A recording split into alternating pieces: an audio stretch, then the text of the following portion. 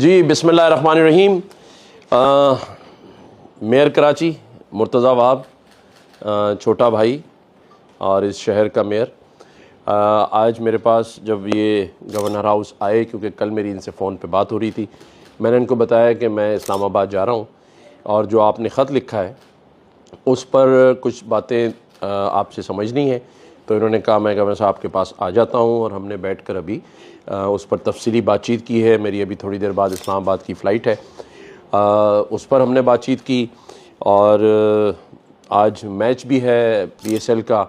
تو میں ان کو کہہ رہا تھا میں نے کراچی کنگ کو سپورٹ کیا ہے، تو آپ کس کو سپورٹ کر رہے ہیں؟ کراچی والا ہوں تو کراچی کنگ کو یہ بھی سپورٹ کر رہے ہیں، اور اس کے علاوہ جو ترقیاتی کام یہ شہر میں کر رہے ہیں،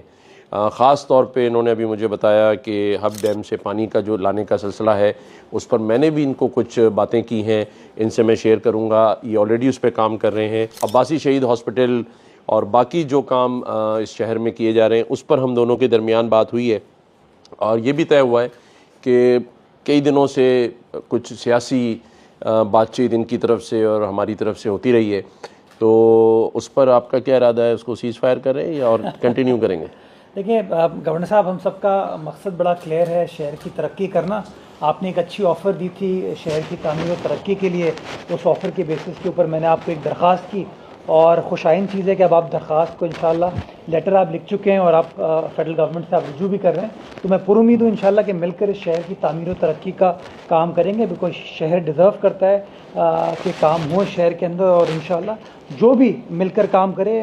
بلا تفریق کام ہو تاکہ شہر کی بہتری ہو پائے انشاءاللہ۔ اور یہ جو خط لکھا گیا ہے اس پر بھی میری ان سے بات ہوئی ہے کہ یہ اکیلے میرا کام نہیں ہے، پیپلز پارٹی، میئر کراچی اور میں، ہم مل کر کوشش کریں گے کہ 100 ارب روپے لے کر آئیں، اور ظاہر شہر ان کا بھی ہے، میرا بھی اور ہمارا ہے،